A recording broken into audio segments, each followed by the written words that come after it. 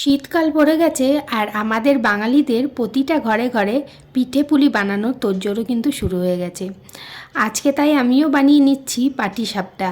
আর আমি কিভাবে পাটিসাপটাটা বানালাম সেটারই রেসিপি তোমাদের সাথে শেয়ার করছি। পাটিসাপটা বানাবার জন্য এখানে প্রথমে আমি 2 প্যাকেট দুধ নিয়ে নিয়েছি, মানে টোটাল হচ্ছে 1 লিটার ফুল ফ্যাট মিল্ক এখানে আমি ইউজ করছি। তোমরা চাইলে এখানে গরুর দুধও কিন্তু ব্যবহার করতে পারো। তো এখানে আমি দুধটা এবার কড়াইয়ে দিয়ে দিয়েছি আর দুধটাকে একবার ফুটিয়ে নেব ভালো করে। এদিকে দেখো দুধটা ফুটে এসেছে। এবার আমি 500 ml মতন দুধ আলাদা করে তুলে রাখছি। যখন ওই পাটিসাপটার ব্যাটারটা বানাবো তখন তার সাথে এটা ইউজ করব সেই জন্য। আর বাকি দুধটা এবার ফুটিয়ে ফুটিয়ে আমি একটু ক্ষীর বানিয়ে নেব। এই শীতকালটা কিন্তু পিঠে পুলি ছাড়া একদম অসম্পূর্ণ, তাই না? তোমরা বাড়িতে কে কে কী পিঠে বানালে তার একটা করে ফটো কমেন্ট বক্সে অবশ্যই দিও। এইদিকে দুধটা ফুটতে থাকুক আর অন্যদিকে আমি ওই পাটিসাপটার যে ব্যাটারটা তার জোগাড় করে নিই। এখানে আমি 2 কাপ আর হাফ কাপ চালের গুঁড়ো দিয়েছি, আর এখানে দিয়ে দিচ্ছি 1 কাপ ময়দা, আর তার সাথে দিয়ে দিচ্ছি 2 কাপ চিনি গুঁড়ো করা।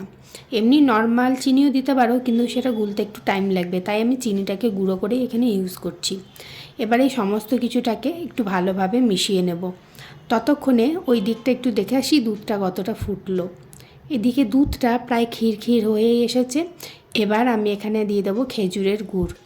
এই খেজুরের গুড়টা আমি বাড়ি থেকে নিয়ে এসেছি আসার সময়, স্পেশালি পিঠে পায়েস এই সব করার জন্যই। তো এখানে আমি গুড় দিয়ে দিচ্ছি, তোমরা তোমাদের স্বাদ অনুযায়ী দিয়ে দেবে, যে যতটা মিষ্টি কম বেশি খাও সেই অনুযায়ী। আমি এখানে কোনো রকম চিনির ইউজ করিনি, পুরোটাই কিন্তু গুড় দিয়ে বানাচ্ছি। এবার গুড়টাকে ভালো করে দুধের সাথে মিশিয়ে নেব। এই যে পাটিসাপটার পুরটা বানাচ্ছি এটা কিন্তু এমনি ক্ষীরের মতন খেতেও খুবই টেস্টি লাগবে। দেখতে এত ভালো লাগছে যে লোভ লেগে যাচ্ছে। এরপরে 500 গ্রাম এখানে আমি ছানা দিচ্ছি। তোমাদের কাছে যদি ছানা অ্যাভেলেবেল না থাকে তাহলে তোমরা একটা পাত্রে একটু জল নেবে, তাতে 2 চামচ মতন চালের গুঁড়ো দিয়ে সেটাও এই দুধটার সঙ্গে ব্যবহার করতে পারো। সেটাও কিন্তু খুব সুন্দর একটা ক্ষীর মতন হবে, আর সেটাও তোমরা পুড়িয়ে ইউজ করতে পারো। এবার ছানাটাকে ভালো করে এখানে মিশিয়ে নিয়েছি, আর এবার ভালোভাবে এটাকে নেড়ে যেতে হবে। এই সময়টাই খুবই এই দুধগুলো ছিটকে আসে গায়ের দিকে, তাই এক হাতে আমি ওই কড়াইয়ের ঢাকাটা নিয়ে আর এক হাতে এদিকে নাড়ছিলাম। এদিকে দেখো পুরটা অনেকটাই মানে ঠিক হয়ে এসেছে এখানে, আর 2 মিনিট মতন এটা নেড়েই আমি নামিয়ে দেবো। এখন এখানে পুরটা রেডি হয়ে গেছে।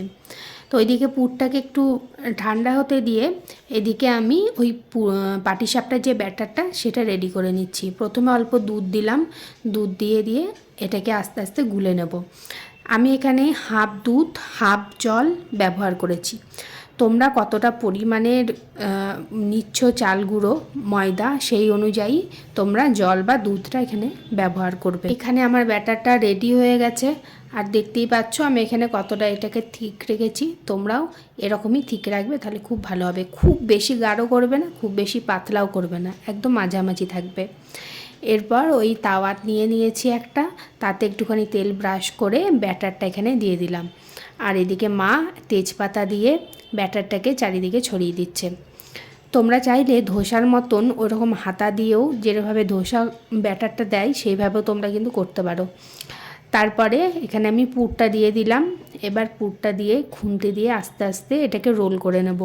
এর আগেও বেশ কয়েকটা আমি করে নিয়েছি, কেননা নিচের ফ্লোরে আমার দাওয়াত ছিল, তাকে আগে দিয়ে এসেছি, তারপরে বাকিগুলো তোমাদের সাথে শেয়ার করছি। আমি এখানে টোটাল 2টো পাটিসাপটা কীভাবে আমি তুললাম সেটা তোমাদের সাথে আমি শেয়ার করে নেব। তো এখানে প্রথম পাটিসাপটাটা রেডি হয়ে গেছে, আর দেখতেই পাচ্ছ কি সুন্দর জালিদার হয়েছে পাটিসাপটাগুলো।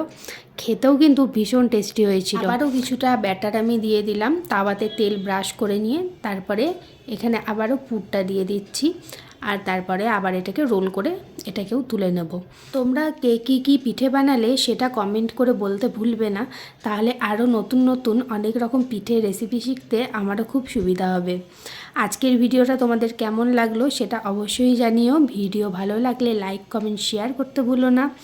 আর যদি তোমরা ইউটিউব থেকে দেখে থাকো তাহলে চ্যানেলটাকে সাবস্ক্রাইব করে পাশে থেকো, আর যদি ফেসবুক থেকে দেখে থাকো তাহলে পেজটাকে ফলো করে পাশে থেকো। আজকের মতন এইটুকুই, দেখা হবে আবার অন্য কোনো এক নতুন ভিডিওতে।